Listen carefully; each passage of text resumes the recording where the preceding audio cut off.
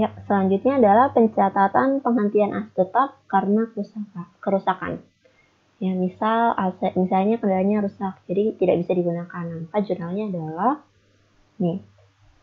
Dengan contoh soal, pada tanggal 2 Juli 2017, sebuah mesin dihentikan dari pemakaiannya karena rusak berat. Harga perolehan mesin tersebut 120 juta dan telah disusutkan 96 juta.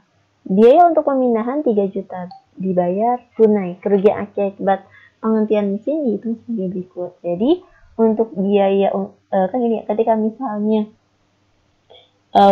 gini, mesin itu memiliki masa manfaat misalnya 10 tahun, tapi ternyata baru sampai dengan tahun ke-8 mesin tersebut sudah rusak.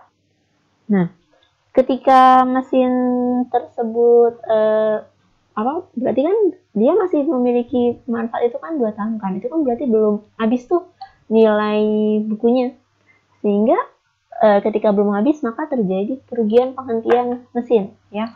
Dan untuk biaya untuk pemindahan ini juga menambah nilai kerugian dari penghentian penggunaan mesin tersebut ya. Jadi untuk soal ini jurnalnya pada tanggal 2 Juli 2017 ya, sebuah mesin dihentikan dari pemakaiannya karena rusak berat. Nah, ketika mesin dihentikan, maka mesin itu berkurang. Mesin berkurang di kredit ya sebesar 120 juta. 120 juta ya. Lalu telah disusutkan. Disusutkan berarti kan nilai akumulasi penyusutan. Akumulasi penyusutan berkurang di debit sebesar 96 juta ya, karena dihentikan otomatis akumulasi penyusutannya dihapuskan juga ya. Jadi selain mesinnya yang harus dihapuskan, akumulasi penyusutannya juga dihapuskan.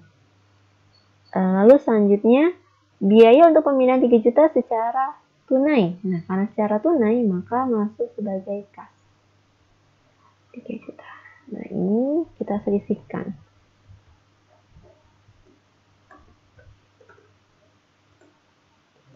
Nah, sebenarnya untuk menghentikan aset tetap itu udah pasti adalah rugi. Rugi karena dia tidak mungkin untung kalau dia menghentikan aset tetap yang sebelumnya saya jelaskan.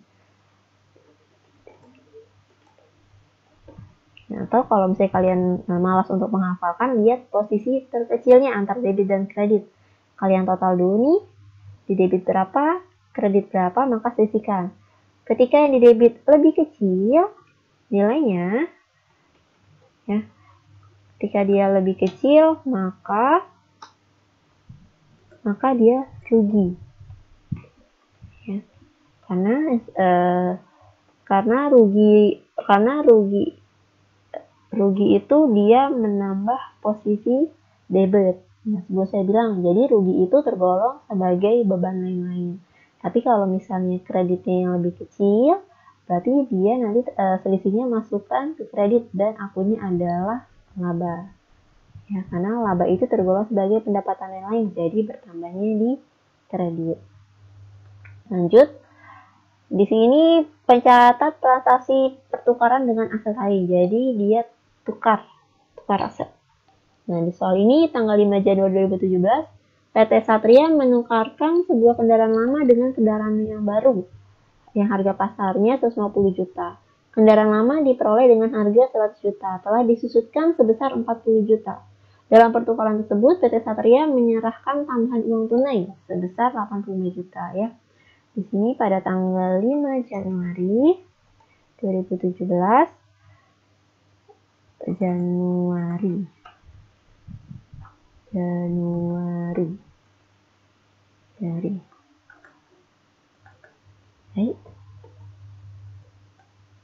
Nah, 5 Januari 2017 menukarkan sebuah kendaraan lama dengan kendaraan baru yang harga pasarnya 150 juta. Jadi harga pasar kendaraan baru adalah 150 juta. Nah, kendaraan baru bertambah berarti di debit.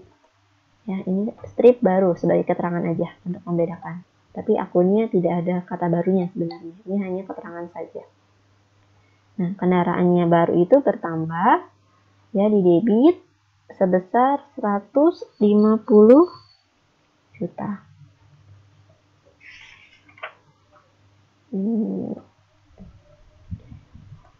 Lalu kendaraan lama diperoleh seharga 100 juta. Nah, berarti kendaraan lamanya kan sudah dijual ya. Karena sudah ditukarkan. Berarti otomatis kendaraan lama itu kita hapuskan nilainya. Berarti di kredit kendaraan lama sebesar 100 juta. Nah, telah disusutkan sebesar 40 juta. Berarti itu adalah nilai akumulasi penyusutan. Nah, karena ditukar, ini adalah nilai disusutkan sebesar 40 juta. Jadi, nilai 40 juta itu adalah penyusutan dari kendaraan lamanya. Nah, karena kendaraan lamanya dihapuskan, maka akumulasi penyusutannya juga dihapuskan. Nah, akumulasi penyusutan berkurang di debit sebesar 40 juta. Lalu ada uang tambahan, uang tunai 85 juta ya. Jadi di pertemuan tersebut PT Satria menyerahkan tambahan. Berarti kas dari PT Satria itu berkurang. Nah, karena berkurang berarti kasnya dikredit sebesar 85 juta.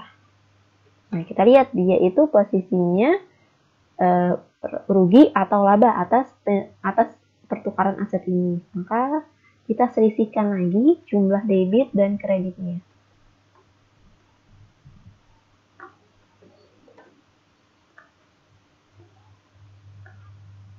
Ya, lihat di sini karena kreditnya lebih kecil, maka karena kreditnya lebih kecil, maka selisihnya kita masukkan sebagai kredit. Ya, kalau ingat, kalau di kredit selisihnya berarti dia itu adalah laba. Karena ini pertukaran berarti laba atas pertukaran aset tetap. Nah, sebesar 5 juta. Nah, oke. Itu saja mengenai pencatatan aset tetap. Semoga bermanfaat. Terima kasih. Wassalamualaikum warahmatullahi wabarakatuh.